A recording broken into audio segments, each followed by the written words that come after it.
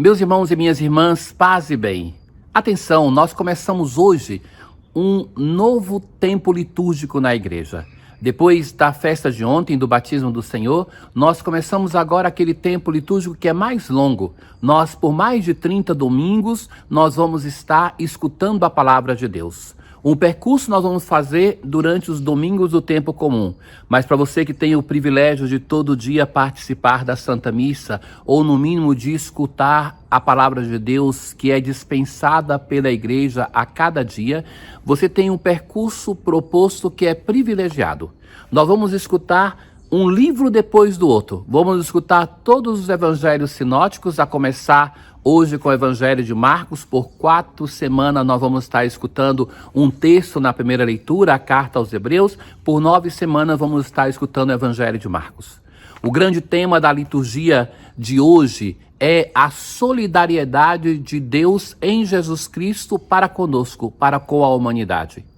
É interessante que nós comecemos esse período escutando a carta aos Hebreus, que na verdade não é uma carta, é uma grande homilia que vai nos apresentar a pessoa mais importante do nosso caminho de fé, Jesus. Vamos dar atenção?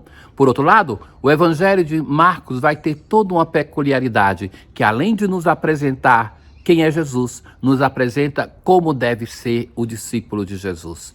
Esses são os dois objetivos nesse primeiro período de 4 semanas da carta aos Hebreus, de 9 semanas do Evangelho de Marcos. Ouçamos.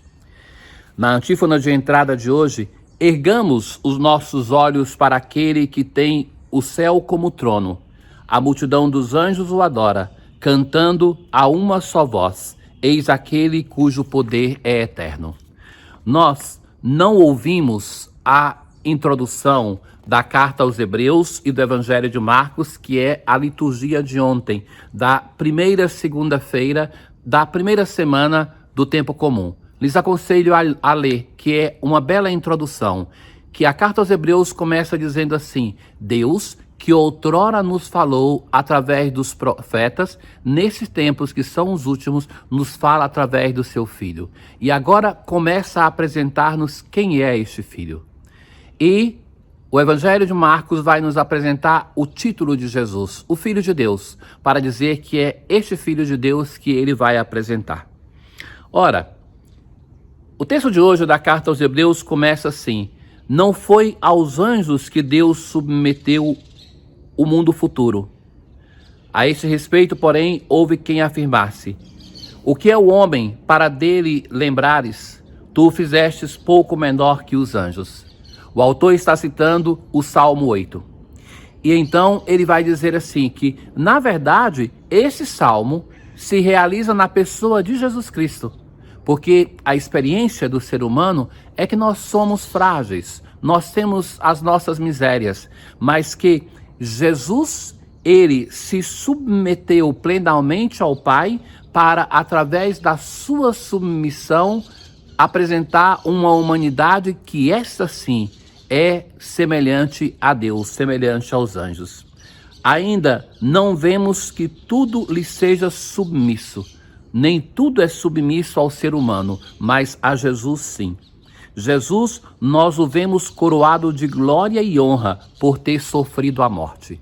Como foi que Jesus chegou a esta glória, semelhante a Deus, a glória de Deus, através da sua morte? Na sua doação, na sua dimensão de assumir em tudo a nossa condição, até mesmo a morte que é consequência do pecado, ele é coroado de glória e ele recebe um nome que, como vai se dizer na carta de São Paulo aos Efésios, um nome acima de todo nome.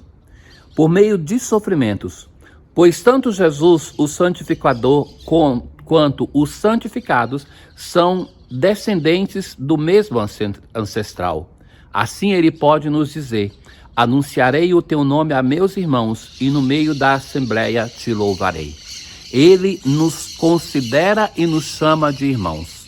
Aqui, não sei se vocês ouvem, mas me agrada essa paisagem aqui atrás de mim, porque se faz uma experiência franciscana dos pássaros que estão cantando e que nos chamam a louvar a Deus com eles. São Francisco tem essa dimensão relacional com os pássaros, que por vezes ele vai pedir para eles se calarem porque ele tem que louvar, por vezes ele se cala para que eles louvem e por vezes os chama para se associarem em um hino de louvor, como no Cântico das Criaturas.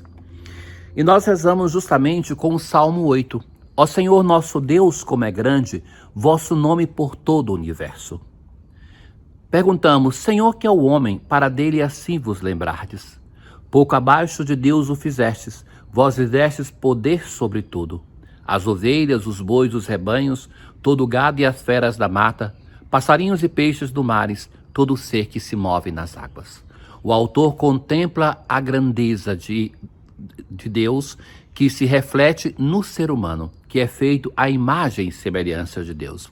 Mas também ele vai perceber que essa grandeza ainda é muito escondida. E por isso a carta aos Hebreus vai dizer, essa grandeza do homem se manifesta na pessoa de Jesus Cristo. Na aclamação ao Evangelho de hoje, acolhei a palavra de Deus não como palavra humana, mas como mensagem de Deus, o que ela é em verdade. Nós começamos hoje, como lhes dizia, a ouvir o Evangelho de Marcos. Marcos, por muito tempo, apenas nos últimos 100 anos que se corrigiu essa informação, se pensava que ele era um resumo de Mateus. E depois se percebeu que não, que na verdade aquilo que é importante no Evangelho de Mateus não está contido no Evangelho de Marcos.